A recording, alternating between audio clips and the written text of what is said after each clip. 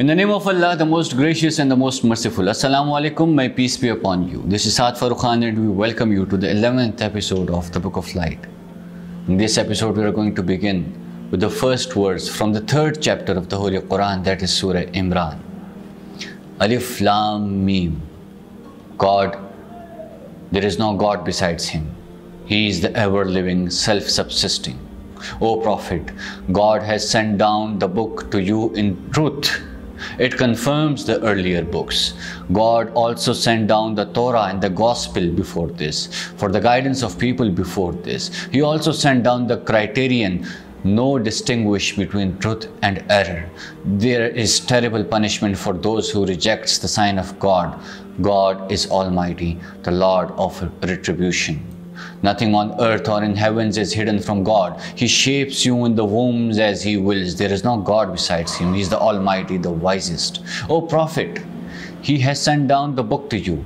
In it are absolutely clear verses which are the core of the book. Other verses are metaphorical.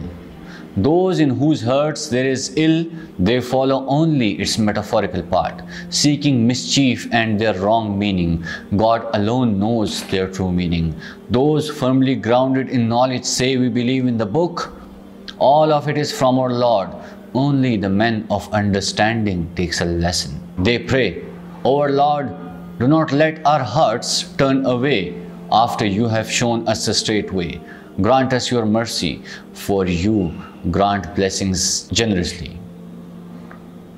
Our Lord, you will certainly gather all people in the day of judgment, about which there is no doubt. God does not break His promise. As to the unbelievers, their wealth and their children will not help them at all against God. They will be the fuel of the hellfire. They will meet the same fate which befall the prophet on the people of Pharaoh and those before them. They rejected God's signs, so God caught them for their sins. God is severe in punishment. O Prophet, tell the unbelievers, you will be overpowered soon and gathered in hell, which is an evil place. There is a sign for you in the two armies that met at Badr. One fought in the way of God, but the other rejected God. The unbelievers saw with their own eyes that they outnumbered the believers, but God supports with His help whom He wills. And this, there is a lesson for those who understand. People are naturally tempted by the things they love: women, children, treasures of gold and silver, horses of good breed, cattle and plantations. These are the enjoyments of the life of this world, but the best end rests with God. O Prophet, say, should I tell you something better than these? For those who fear their Lord, there are gardens beneath which rivers flow. They will live in these. They will have excellent wives and God's pleasure. God watches His servants. They are the ones who keep praying, our Lord, we indeed believe. So forgive our sins and save us from the hellfire. They are the patient ones, truthful and obedient. They spend in the way of God and seek His forgiveness in the early hours of morning. God Himself testifies that there is no God beside Him. Same is testified by the angels and those gifted with knowledge and those standing firm on justice. There is no God beside Him. He is Almighty, the wisest. Islam is the true religion with God. The people of the book differed on this out of envy, even after the knowledge of truth had reached them. Let those who reject the signs of God realize that God is swift in calling to account. O Prophet, if they dispute with you, tell them I have submitted my whole being to God, and so those who follow me, they have done the same. Ask the people of the book and those who do not follow any book, do you submit to God? If they submit, they will be on the straight way. If they turn back, your duty is to convey the message. God watches His servants. Those who reject the signs of God, who kill the prophets unjustly and kill those who teach dealing justly with people, give them the good news of terrible punishment. These are the people whose actions have gone to waste both in this world and the next. They will not have any supporter. Have you not noticed those who were given a portion of the book?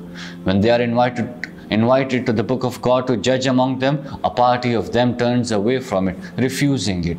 This because they say, the hellfire will not touch us except for a few days. What have they made up? This has misled them in their religion. What will be their condition when God will gather them on the day about which there is no doubt? Everyone will be repaid in full for what he did and will not be wronged. O prophets, say, O God, Lord of power, you grant power to whom you will and you take away from whom you will. You raise whom you will and you degrade whom you will. All good is in your hands. You have power over everything. You cause the night to pass into the day. You cause the day to pass into the night. You bring the living out of the dead and you bring the dead out of the living. You grant provision beyond measure to whom you will.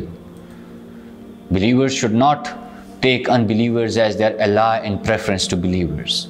He who does so has nothing to do with God, except he who does so in order to protect himself from their harm. God wants you to be aware of him. To God is the return. O prophets, say, whether you hide what is in your hearts or declare it, God knows it. He knows all that is in the heavens and all that is in the earth. He has power over everything. On the day of judgment, everyone will find what good and what evil he did. He will then wish that there were a great distance between him and that day. God wants you to be aware of him. God is very kind to his servants. So prophets, say, if you love God, follow me. God is most forgiving, most merciful. Say, obey God and the messenger. But if they turn away, God does not love the unbelievers. God chose Adam, Noah, the children of Abraham and Imran above all people. They are the children of one another. God is all hearing, all knowing. Recall when Imran's wife said, "O my Lord, I dedicate to you what is in my womb for your service alone. So accept this from me. You are all hearing, all knowing." When she gave birth to Mary, she said, "O my Lord, I have given birth to a female child." God knew well what she had given birth to, and a male is not like a female.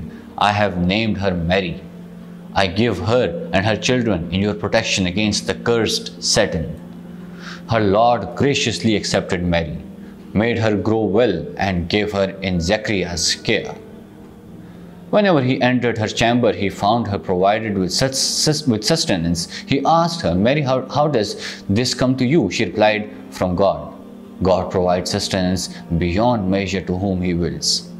Zechariah prayed to his Lord there, "O my Lord, grant me out of your great grace a good child. You hear all prayers."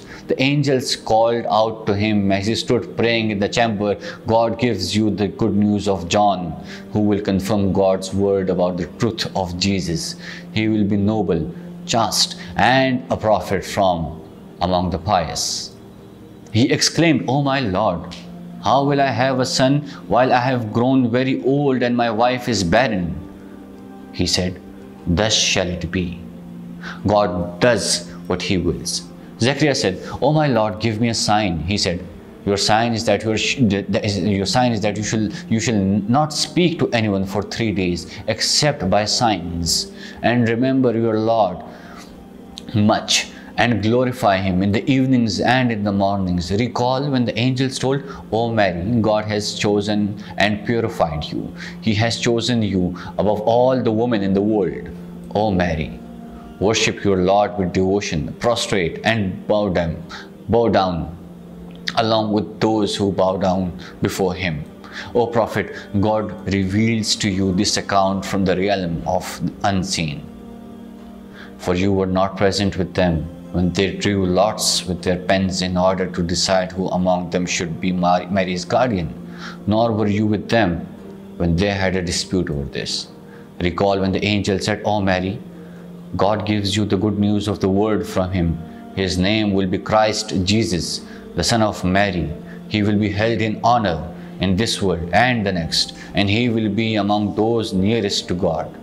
He will speak to people, even though he will be in his cradle, and in his mature years, he will be in the company of the pious." She said, "How will I have a son with no man has ever touched me?" The angel said, "Thus shall it be. God creates what he wills. When he decides something, he only says, 'Be,' and it is." God will instruct him in the book and wisdom and the words in Torah and Gospel. He will be a messenger for the children of Israel. He will tell them, I have come to you with a sign from your Lord. I will make for you out of clay something like a bird, and then as I breathe into it, by the command of God, it will become a bird. By God's command, I will heal the blind and the leper and bring back the dead to life. I will inform you of what you eat and what you store in your houses. In all that there is a sign for you if you are believers. I have come to confirm the Torah, which came before me, and to make lawful to you some of the things which were forbidden on you. I have come to you with a sign from your Lord. So fear God and obey me. God is my Lord and your Lord. Worship Him. This is the straight way. When Jesus noted unbelief on their part, He said, who will be my helpers in the way of God? The disciples said, we are God's helpers. We believe in God and testify that we are obedient to Him. O our Lord, we believe in what you have revealed and we obey the messenger. Make us those who confirm the truth. They, the unbelievers, plotted against Jesus, and God too plotted. God is the best to plot.